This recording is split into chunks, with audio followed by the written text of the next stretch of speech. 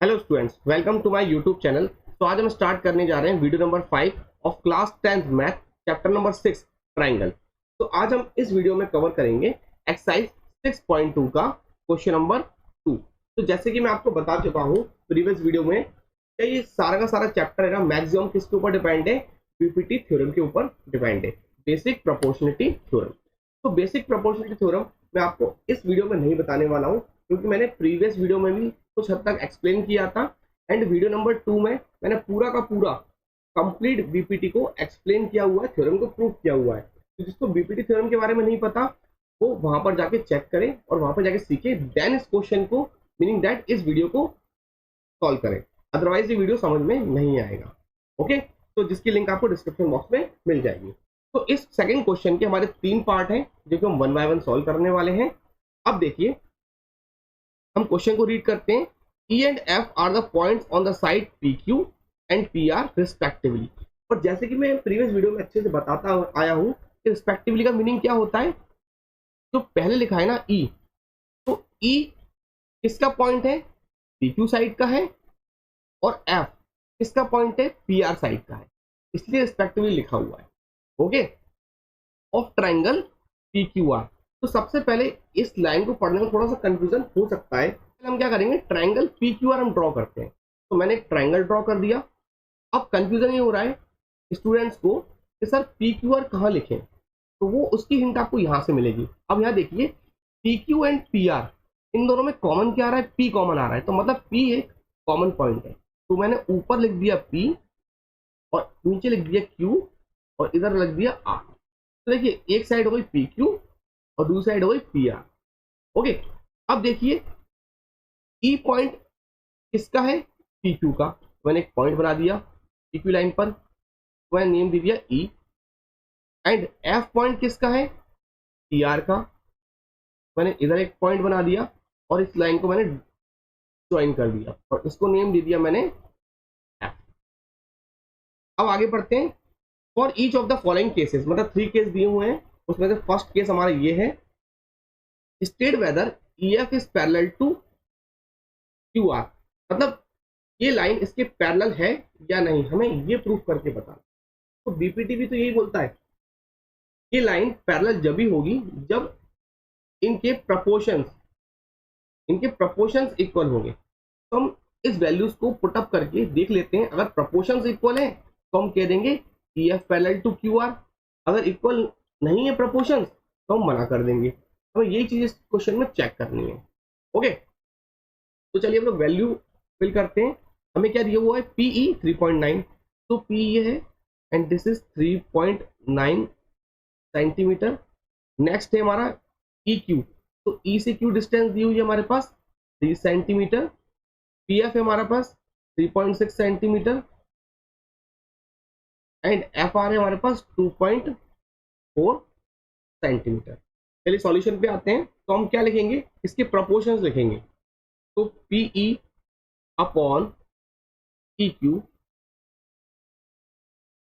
Is equal to PF upon FR। Okay, इसकी values को put up करिए आप लोग। This is 3.9 upon 3 is equal to 3.6 upon 2.4। अब आप देख सकते हैं 3.3 को हम लिख सकते हैं 3.0, नो इश्यू। अब देखिए, पॉइंट से हमें कोई फर्क नहीं पड़ने वाला है। क्यों नहीं पड़ने वाला है, क्योंकि देखिए अप साइड में भी प्रीवियसली एक डिजिट के बाद एक पॉइंट है, नीचे भी एक डिजिट के बाद पॉइंट है, तो हमें इस पॉइंट की कोई वैल्यूज नहीं है। ओके, जस्ट मैं आपको एक रफली में एक एग्जांपल समझाता हूँ। जैसे यहाँ पे लिखा है 2.4 डिवाइडेड बाय 5, तो मैंने इसको 0.0 कर दिया।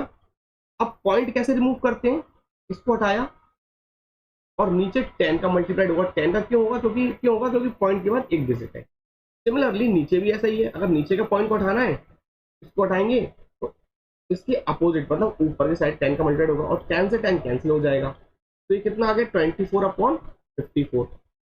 तो मैं इसको ऐसे क्यों करके दिखाऊं, क्योंकि अब हम 10 क्लास में आ गए, हम ऐसे करके नहीं दिखाएंगे, हम डायरेक्टली कट डाउन कर सकते हैं, नो इश्यू।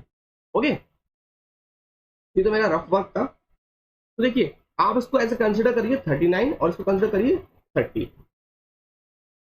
इसको 3 की टेबल से हम लोग कट डाउन कर सकते हैं।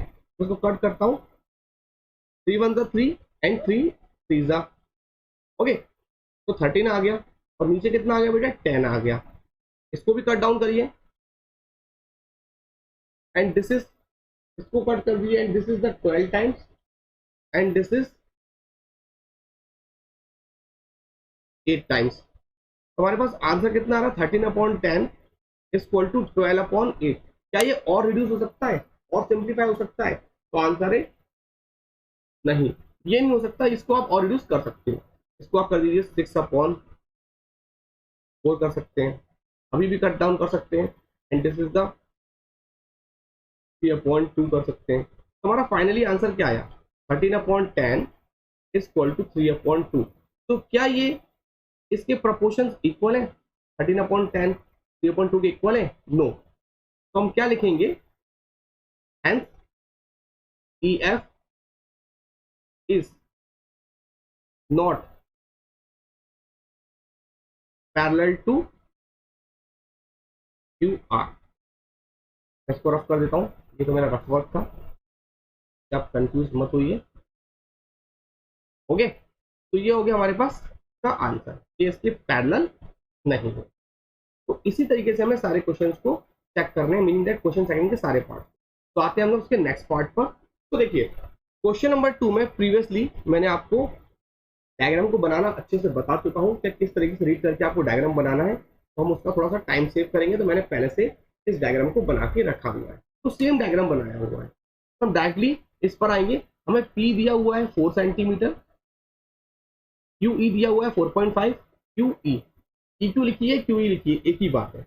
Okay, this is the 4.5 centimetre and PF दिया हुआ है हमें 8 सेंटीमीटर एंड RF दिया हुआ है 9 सेंटीमीटर।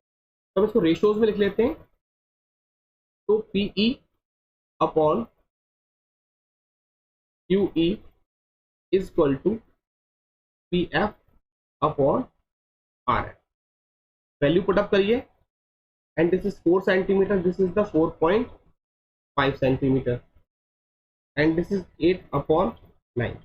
तो इसको भी आप 4.0 कर लीजिए, तो आप कंसिडर कर सकते हैं 40/45 एज अ। ओके, जैसे मैंने आपको प्रीवियसली समझाया हुआ। जब इसको रिड्यूस करिए फटाफट एंड इसको आप रिड्यूस कर दीजिए 5 की टेबल से एंड दिस इज आएगा 8 and this one is the 9। तो आंसर आप क्लियरली देख सकते हैं 8/9 is equal to the 8/9, meaning that इसकी जो प्रपोर्शंस है ना वो इक्वल है, मीनिंग दैट रेशियोज इक्वल है। इसके अगर रेशियोज इक्वल है तो हम बोल सकते हैं EF is parallel to QR। Hence क्या लिख सकता हूं मैं, ratios are equal hence EF is parallel to QR। ये हमारा क्या हो गया आंसर हो गया। तो इसी तरीके से आपको सॉल्व करना। तो आते हैं फटाफट थर्ड पार्ट पर। चलिए इस क्वेश्चन को देखकर आपको थोड़ा सा कुछ और एक्स्ट्रा समझ में आएगा। तो मैंने डायग्राम पहले से बना के रखा हुआ है बट इसमें वैल्यू पुटअप नहीं करी है। तो वैल्यू पुटअप क्यों नहीं करी है आप इस बार देखिए। अब हमें PQ इक्वल टू 1.28 दिया हुआ, मतलब बड़ा वाला दिया हुआ है। पहले क्या था, हमेशा छोटे छोटे वाले दिए हुए थे। ये छोटा अलग दिया था, ये छोटा अलग दिया था पार्ट, इसका वैल्यू अलग दिया था, इसका वैल्यू अलग दिया था। इस बार एक बड़ा दिया है एक छोटा दिया है। तो PQ कितना है हमारे पास 1.28 सेंटीमीटर, मीनिंग दैट बड़ा वाला। एंड PR दिया हुआ है इस साइड का 2.56 centimetre and PE 0.18 centimetre and this is the PF। तो PF दिया हुआ 0.36 सेंटीमीटर। ओके, तो जो हमें वैल्यूज गिवन दी होती है हमें उसी रेशियो में प्रपोर्शंस या फ्रैक्शंस लिखने होते हैं। तो हमें उसी रेशियो में हमें फ्रैक्शंस को लिखना होता है। जैसे हमें क्या दिया हुआ है, पहले PQ दिया हुआ है, तो PQ अपॉन PE। ओके, अब यहां क्या लिखेंगे PR अपॉन PF। तो आपको इस बात पे श्योरिटी करनी है, अगर मैंने ऊपर बड़ा वाला लिखा हुआ है तो अदर साइड भी ऊपर भी आप बड़ा वाला ही लिखेंगे। नीचे छोटा लिखा है तो नीचे भी छोटा लिखेंगे। और एक बात और ध्यान रखना, तो पहले आप चलो थोड़ी उस बात को पहले हम लोग उसको कंप्लीट कर लेते हैं, फिर मैं आपको कुछ एक्स्ट्रा और समझा दूंगा ताकि क्वेश्चन घुमाए भी तो भी आप कंफ्यूज ना हो। ओके, चलिए हम वैल्यू पुट अप करते हैं सबसे पहले। And this is the 1.28 upon 0.18। Okay, is equal to हमने लिख दिया 2.56 डिवाइडेड बाय 0.36। तो आप देख सकते हैं यहाँ भी पॉइंट के बाद दो वैल्यूज हैं, दो प्लेस है, यहाँ भी दो हैं, सब जगह दो दो हैं, तो पॉइंट के कोई वैल्यूज नहीं है, तो पॉइंट को हम एज अ नेगलेंस मान लेते हैं। तो ये आगे 128 डिवाइड बाय 80। ओके, तो मैं आप लोग कंफ्यूज ना हो तो मैं इसको जस्ट ऐसे पॉइंट रिमूव कर देता हूँ ऐसे करके। ओके, तो यहाँ पे डायरेक्टली लिख रहा हूँ 128 divide by 18 is equal to 2.56 लिख दिया मैंने। ऐसे पॉइंट हम लोग कंसिडर ही नहीं कर रहे हैं, और उसका रीजन मैं आपको बता चुका हूँ क्यों कंसिडर नहीं कर रहे हैं। तो चलिए हम लोग इसको रिड्यूस करते हैं। तो अब इसको मैं रिड्यूस करता हूँ 2 की टेबल से, and this is the 64 upon कितने बार जाएगा बेटा, ये 9 टाइम्स जाएगा। ओके, अब ये कट हो रहा है 2 से, नहीं हो रहा, 3 से भी नहीं हो रहा है। ओके, तो इसको एज इट इज छोड़ दीजिए। अब इसको कट डाउन करिए, 2 की टेबल से कट करिए, and this is the 128 upon 18। क्या हम इसको और कट कर सकते हैं? यस, और कर दीजिए 2 से। 120 को कट करेंगे 2 से, दिस इज 64 अपॉन 9। तो देखिए दोनों के दोनों सेम सेम आ रहे हैं। This is the 64 upon 9 and this is also 64 upon 9। तो लिख दीजिए ratios are same, hence EF is parallel to QR। तो इस क्वेश्चन में हमने क्या देखा कि हम रेशो को अलग तरीके से भी राइट डाउन कर सकते हैं, इस तरीके से। अच्छा, एक बात और, एक कंसेप्ट और समझिए छोटा सा। अब हमारे क्वेश्चंस खत्म हो चुका है। ओके, सेकंड क्वेश्चन खत्म हो चुका है। अब एक कंसेप्ट और चलिए समझिए। अगर मैंने एक ऐसा ट्रायंगल बनाया, देखना आप लोग, इसका नेम भी पी क्यू आर है, मैं कुछ आपको एक्स्ट्रा बता रहा हूँ ना। Okay, E F.